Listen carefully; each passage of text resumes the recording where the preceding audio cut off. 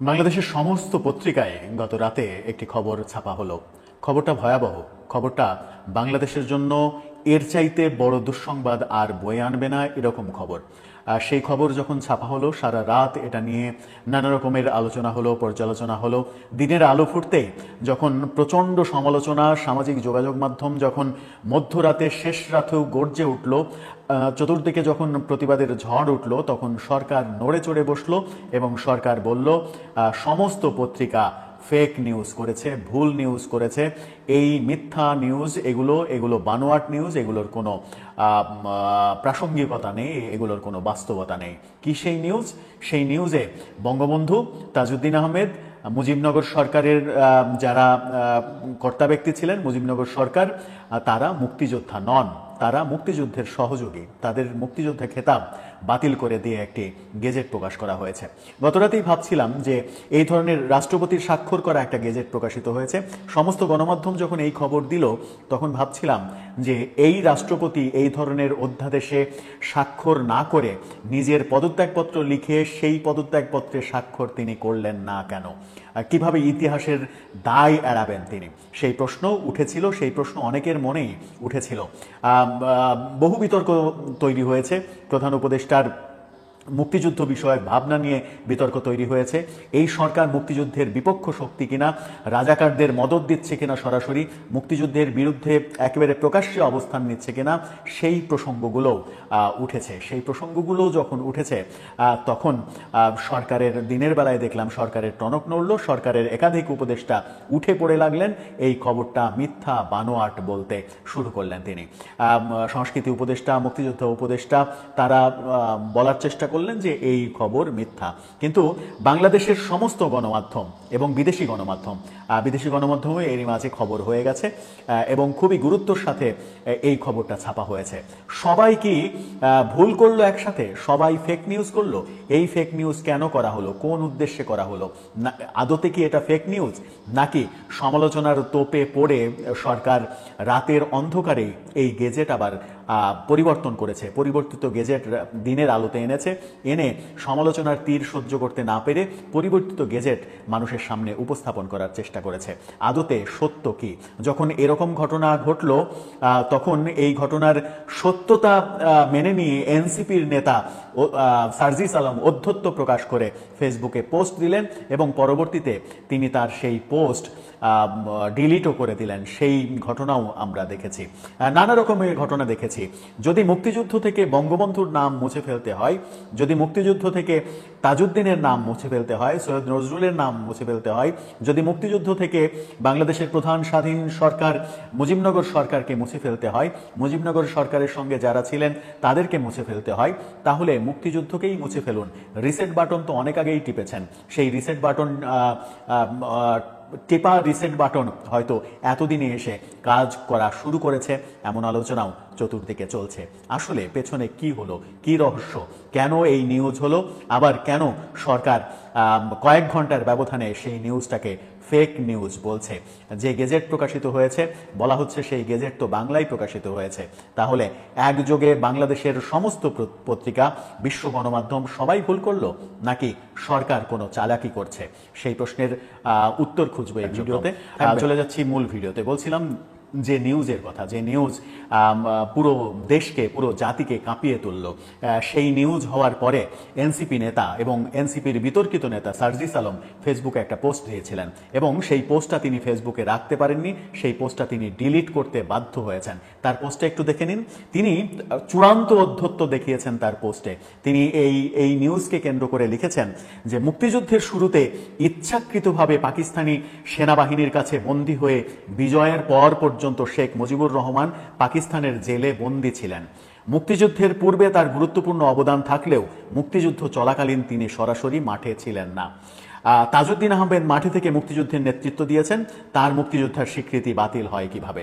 তার মানে হচ্ছে যে তাজউদ্দিন আহমেদের মুক্তিযোদ্ধার স্বীকৃতি বাতিল হয় কিভাবে, এই প্রসঙ্গটা বলার জন্য তিনি চরমভাবে বঙ্গবন্ধুকে অসম্মান করলেন, বঙ্গবন্ধুকে রীতিমতো হেয় প্রতিপন্ন করলেন। এর চাইতে জঘন্য ভাষায় বঙ্গবন্ধুকে অসম্মান করা যায় না। অথচ এই সার্জিস আলম, যে সার্জিস আলমকে এই স্ট্যাটাসে অধ্যত্ব দেখাতে আমরা দেখলাম এবং সেই স্ট্যাটাস তিনি ডিলিট করতে বাধ্য হয়েছেন। কেন ডিলিট করেছেন করেছেন সেটা তিনিই ভালো জানেন।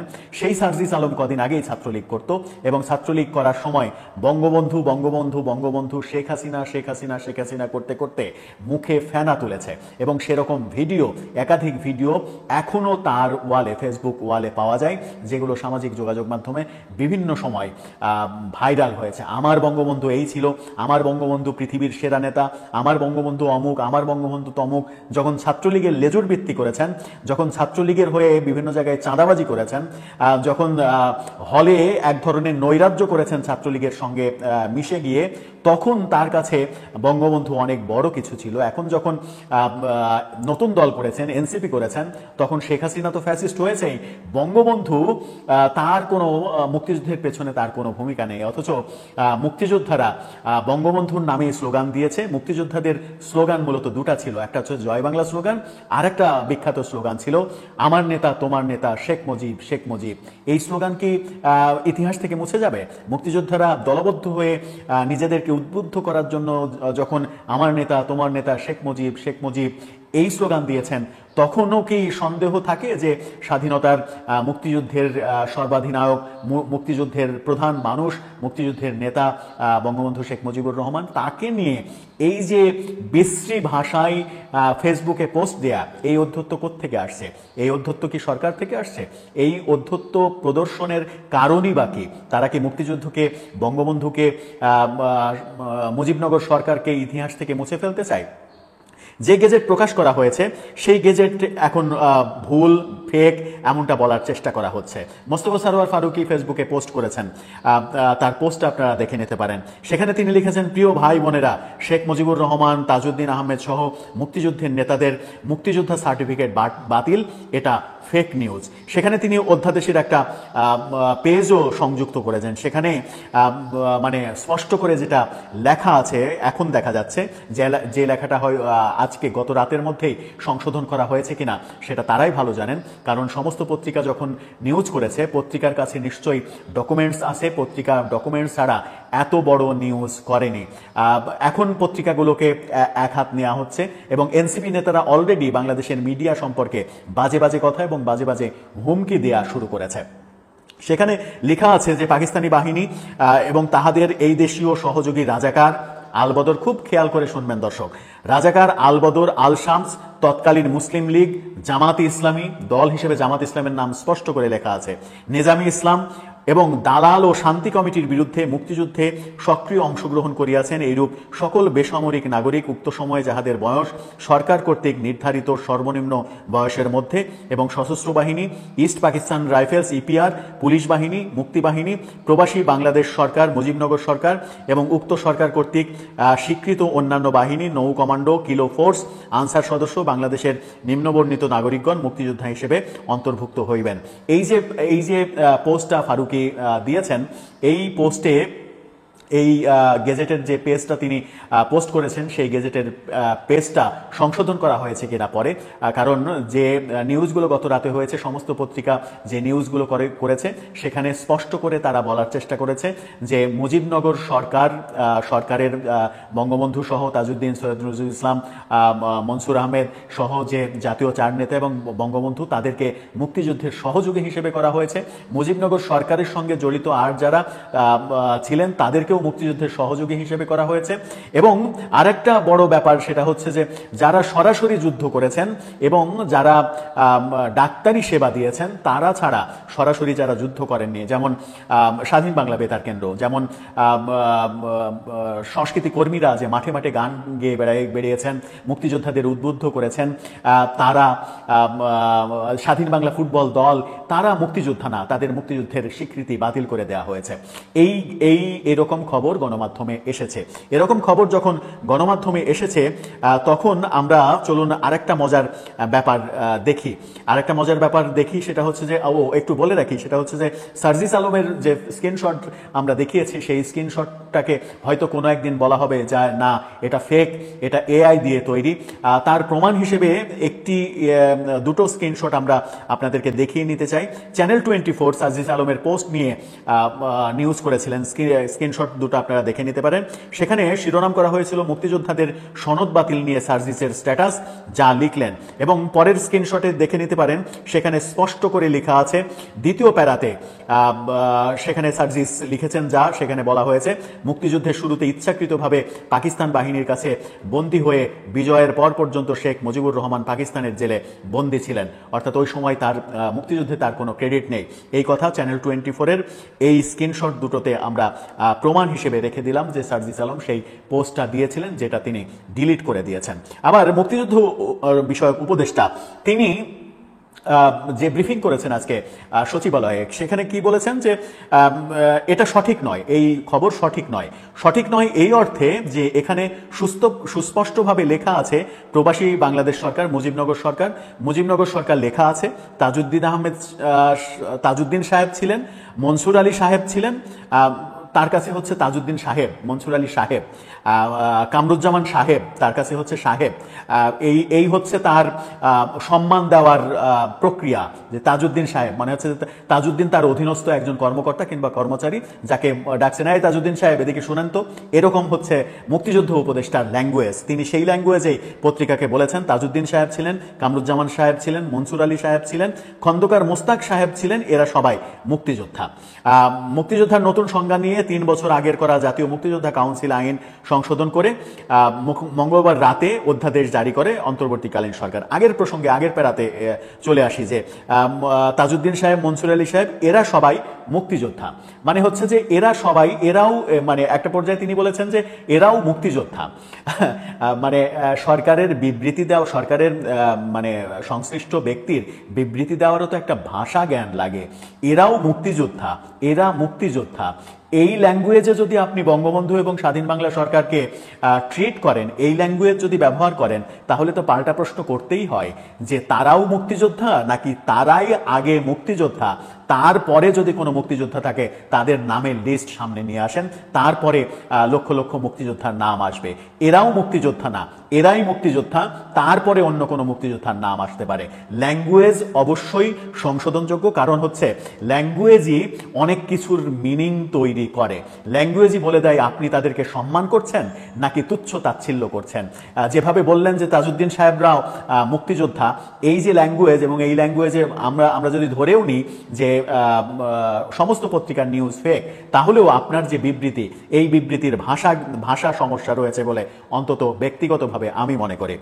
সেখানে এরপরে তিনি বলছেন যে সেখানে মুক্তিযোদ্ধার সংজ্ঞা পরিবর্তনের পাশাপাশি আগে যারা মুক্তিযোদ্ধা হিসেবে স্বীকৃত ছিলেন তাদের একটি অংশকে মুক্তিযুদ্ধের সহযোগী বলা হয়েছে। যেটা আমি বললাম যে স্বাধীন বাংলা বেতার কেন্দ্র যে 9 মাস যুদ্ধ করেছে, কণ্ঠযুদ্ধ করেছেন, এমআর আক্তার মুকুলের সেই চরমপত্র, যেটা মুক্তিযোদ্ধাদের চরমভাবে উদ্বুদ্ধ করেছে, যে চরমপত্র আজও পাঠ করলে গায়ের রোম শিউরে ওঠে, সেই কণ্ঠযোদ্ধারা যারা মুক্তিযুদ্ধের সময় অসংখ্য দেশের গান গেয়ে মুক্তিযোদ্ধাদের উদ্বুদ্ধ করেছেন, মুক্তিযোদ্ধাদের সাথে গায়ে গা মিশিয়ে, কাঁধে কাঁধ মিশিয়ে একসঙ্গে কাজ করেছেন, তারা নাকি মুক্তিযোদ্ধা না। এই কথা যদি মুক্তিযুদ্ধের সংজ্ঞায় আসে, তাহলে আমার মনে হয় যে এই সরকারকে মুক্তিযুদ্ধ বিষয়ক নতুন ক্লাস করতে হবে। কারণ আপনারা অনেক আগেই বলে দিয়েছিলেন যে রিসেট বাটন টেপা হয়েছে, সেই রিসেট বাটনের তত্ত্ব হয়তো এখন পুরনো হয়ে গেছে, আবার নতুন করে মনে করিয়ে দিচ্ছেন বারবার বিভিন্ন উপলক্ষে যে সত্যি সত্যি রিসেট বাটন টেপা হয়েছে। এরপরে একটা পর্যায়ে তিনি বলেছেন তাতে মুক্তিযুদ্ধে নেতৃত্ব দানকারী বঙ্গবন্ধু শেখ মুজিবুর রহমান, জাতীয় 4 নেতা সহ মুজিবনগরের সরকারের এমএনএ বা এমপিদের মুক্তিযোদ্ধার স্বীকৃতি থাকলো না বলে খবর প্রকাশিত হয়েছিল গণমাধ্যমে।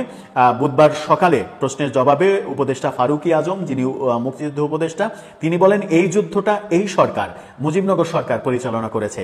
এই সরকারের লেজিটিমেসির বাইরে কাউকে স্বীকৃতি দেয়া হয় নাই।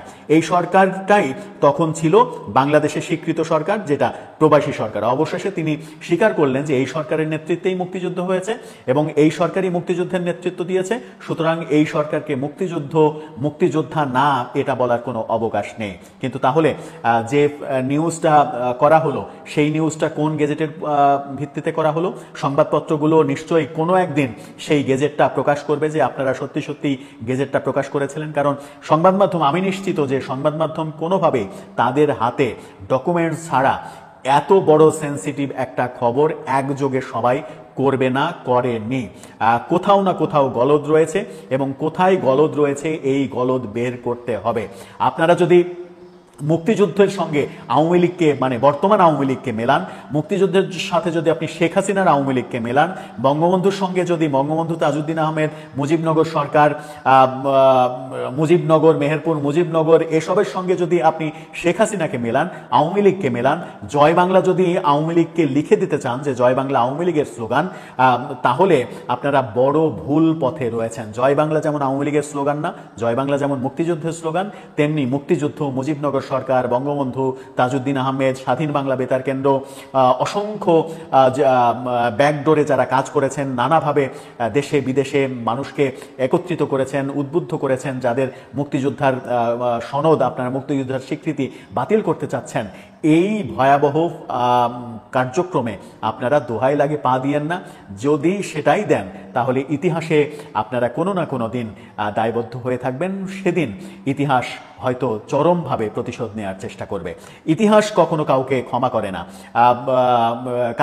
কালকে রাতেই, গত রাতেই আলোচনা করছিলাম একজনের সঙ্গে যে আওয়ামী লীগ অনেক ভুল করেছে, মানে এই নব্য আওয়ামী লীগ বলতে গত 15 বছরের আওয়ামী লীগ, গত 15 বছরের আওয়ামী লীগ অনেক ভুল করেছে, অনেক হয়তো দুর্নীতি করেছে, অনেক খারাপ কাজ করেছে।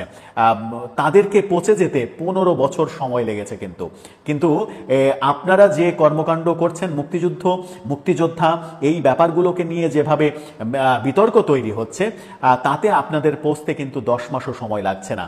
এটা খুবই গুরুত্বপূর্ণ একটা বিষয়। আওয়ামী লীগকে দোষ দিচ্ছেন, আওয়ামী লীগকে ফ্যাসিস্ট বলছেন, সেগুলো হয়তো আদালতে প্রমাণ সাপেক্ষে একদিন সত্যে প্রমাণিত হতেও পারে। কিন্তু আপনারা যে বিতর্কের তৈরি করছেন, বিতর্কের জন্ম দিচ্ছেন, মুক্তিযুদ্ধ নিয়ে ছেলেখেলা করছেন, সার্জিস আলমরা ফেসবুকে অধ্যত্বপূর্ণ পোস্ট দিচ্ছে, এই ঘটনা, এই ব্যাপারগুলো যদি ধারাবাহিকভাবে ঘটতেই থাকে, তাহলে আমার মনে হয় যে ইতিহাসের কাছে আপনারা দায়বদ্ধ হয়ে থাকবেন। দর্শক, আপনার কি মনে হয়, সব মিলিয়ে বাংলাদেশটা কি সুস্থ আছে? বাংলাদেশটা কি সুস্থভাবে এগোচ্ছে, নাকি আমরা ভুল পথে এগোচ্ছি? আপনার মতামত জানিয়ে লিখতে পারেন আমাদের কমেন্ট বক্সে।